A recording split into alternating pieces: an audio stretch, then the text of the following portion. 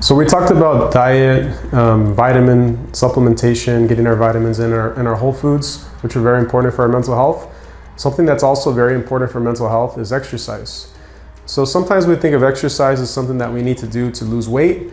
We need to stop thinking of it in that way. We need to think of exercise as something that we use not just for our physical health, but for our mental health. Very important for our mental health. Consistent exercise has been shown to improve rates of depression, anxiety, also ADHD symptoms, even quality of life in patients, and can also help with substance use disorders.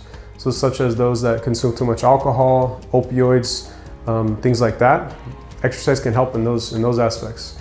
Exercise has been shown to decrease cravings of alcohol, alcohol dependence, stress, and relapse, while also improving physical health in those patients with alcohol use disorder.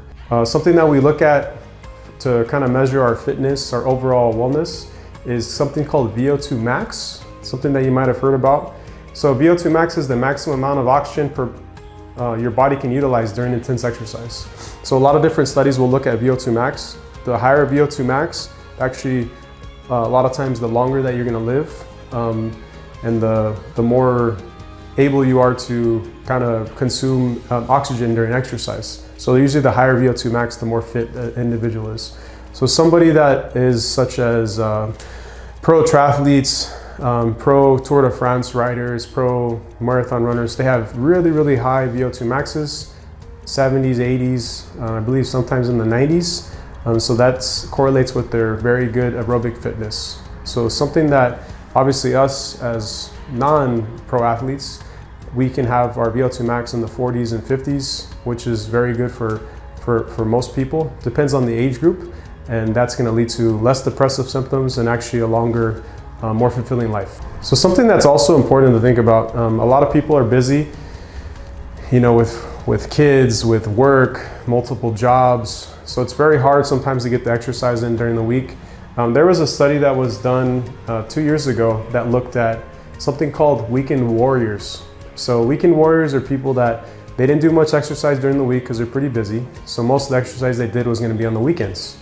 And they found that those patients that did most of their exercise on the weekends actually had the same benefit as those patients who did exercise throughout the week. So even if maybe you only have 2 days a week to really get your exercise in, getting the exercise in on those 2 days, maybe a little bit longer than you would have got during the week, is actually been shown to be beneficial. So those patients actually had lower rates of depression, lower rates of anxiety, less stress, and also lower rates of Parkinson's disease too, which is something that was interesting that they found. So our recommended exercise per week that we're supposed to get is 150 minutes of moderate intense aerobic exercise or 75 minutes of vigorous intensity exercise. So if you're not able to get that during the week, try to get that done on the weekends. So something that's also very important to look at, exercise, everybody's preferences are different. So if you like to go to the gym, you can go to the gym. If you like to go to Pilates or yoga classes, that's totally fine. If you like to go outside and jog or walk, if you like to weight lift, you can do whatever you'd like to do as long as you're getting your heart rate up and getting enough aerobic capacity improvement with those specific exercises. So a lot of times, like we talked about the weekend warriors, we spend a lot of time on a daily doing things that we can modify. So the average American spends 3 hours a day watching TV.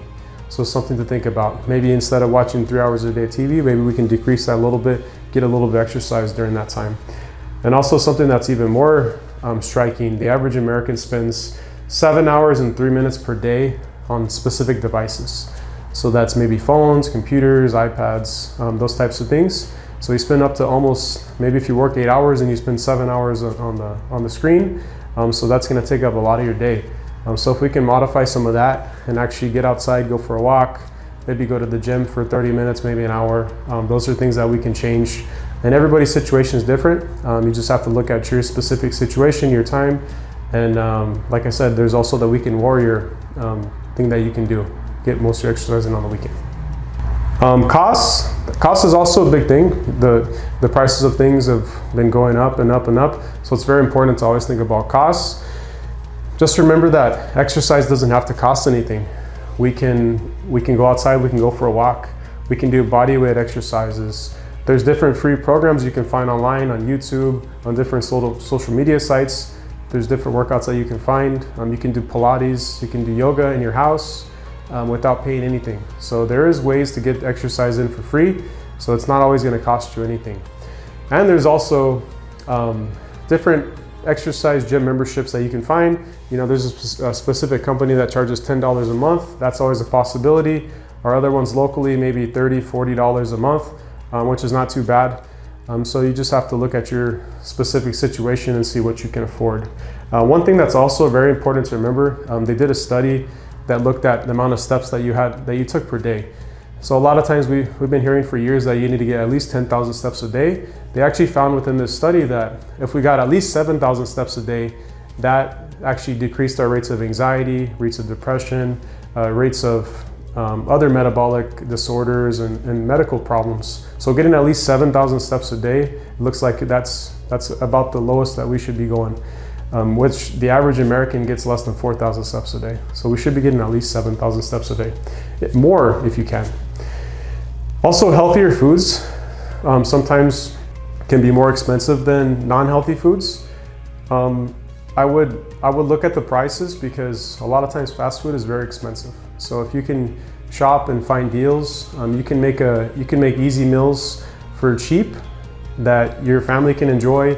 You can spend less money on these meals, and they'll actually be a lot more nutritious for you. You know, more vitamins, more minerals, that, you know, things that we need within our everyday lives. So we'll do further videos on different types of foods that we can make for cheap that are highly nutritious for us and our family.